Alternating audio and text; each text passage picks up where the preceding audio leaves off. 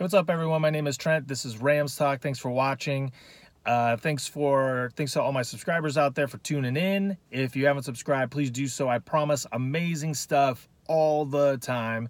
For everyone who has been as a new subscriber, welcome to the channel. Welcome to the community.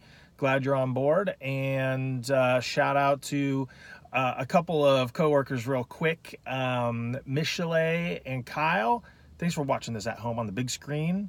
David, you know, when you tell coworkers that you have a YouTube channel and they're like, "Oh yeah, I'll check it out," and you're like, "Yeah, you're never gonna check it out."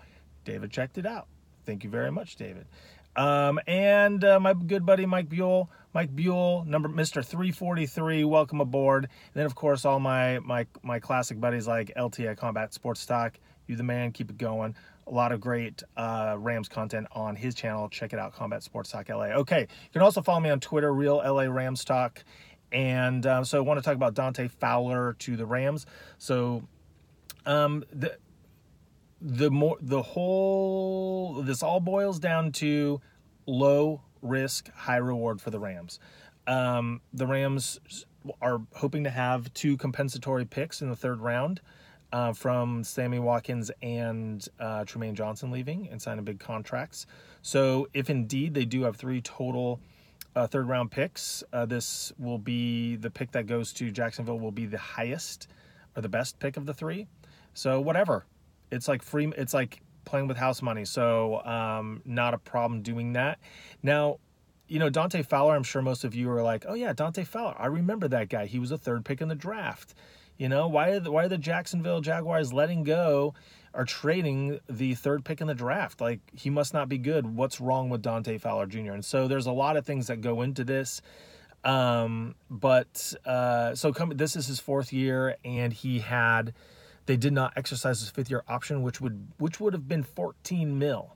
So I mean, like, it's kind of easy to understand. Like, if you're not all in or sold on a player, you're not gonna like sign up for $14 million. So I think the writing was on the wall for multiple reasons. So let's just rewind and talk a little bit about Dante Fowler's journey and his path to get to this point. So like I said, he was the 3rd overall pick to the Jaguars. They're really building that defense.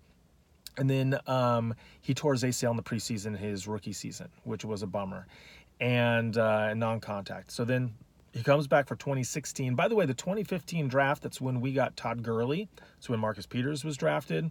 There was someone else. Anyways, a lot of players that you know in that draft. And then the 2016 season, he was in an altercation in his hometown with an older man, and he was suspended by the team for the first week of the season. And so that was kind of like Mark's kind of the beginning of his real off-field issues. And then he played in all 32 games, though, after that, since then to now. And he in the season this preseason, he was in an altercation with a teammate, Yannick Ngakoue. And Yannick Ngakoue is kind of also the reason why Dante Fowler is not back. For those of you who don't know about the Jacksonville Jaguars, here's a little quickie synopsis on them. So they have the highest paid defensive line in football. They account for like over 25% of the team's salary.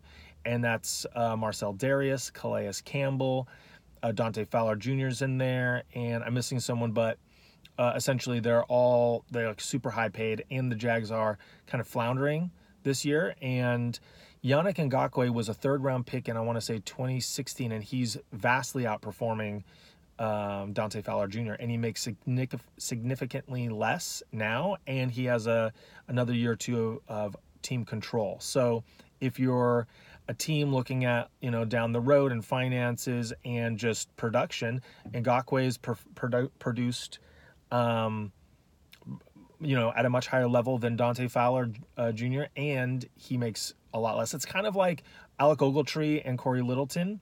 Corey Littleton, I feel, at this point is better than Alec Ogletree, and he's making $9.5 million less. So that's an easy decision to make. However, this last year against the Patriots, Dante Fowler had a good game, and last year he had 8 sacks. So, you know, he's good. He has pass rushing skills. This year against the Patriots, he had a strip sack of Tom Brady and recovered the fumble in the fourth quarter. That was probably one of the highlights of his career. But however, this year has been a little underwhelming. So we had this altercation with Ngakoue in the preseason, and he missed a game there. But in the 488 defensive snaps the Jaguars have had since he returned, he's only played, I want to say, 160 something of them, which is like 30 some percent. So he's really not factoring into their games. And so I went on, I was just like, well, really, what has his production been so far this year? And Pro Football Focus has him among edge rushers ranked at 32nd among all pass rushers. You're like, that's okay. But against the pass, and so that includes pass and run, defense. But just against the pass, if filter it just for pass alone, he's 7th, right behind Khalil Mack. So I really feel that the Rams are going to use him in obvious passing downs only, and he's going to get after it, and it's going to be awesome. And so I think Wade will know how to use him, and I think if they just utilize his strength, he comes from a 4-3, so he's going to be in a 3-4, different formation. But in Wade I trust, in McVay I trust. I don't think he's going to have off-field issues. He even said coming into the season after the altercation with Ngakoue, he said, I feel great physically, best ever, mentally, best ever. I'm ready to go. The knee feels great. Everything's great. But he just hasn't been in the game as much. He hasn't been rotated in as much. So, hopefully he finds a home. Hopefully he has an impact against the Saints this weekend. So, we really need to get after Breeze. And I think this is a no-risk, high-reward move for the Rams. Credit to Les Snead for going after this and pulling the trigger. So anyways, that's my thoughts. Once again, thanks for watching. If you haven't subscribed, please do so. I really appreciate you tuning in. And like always, I'm going to have a Saints preview coming up probably tomorrow. And happy Halloween, and go Rams.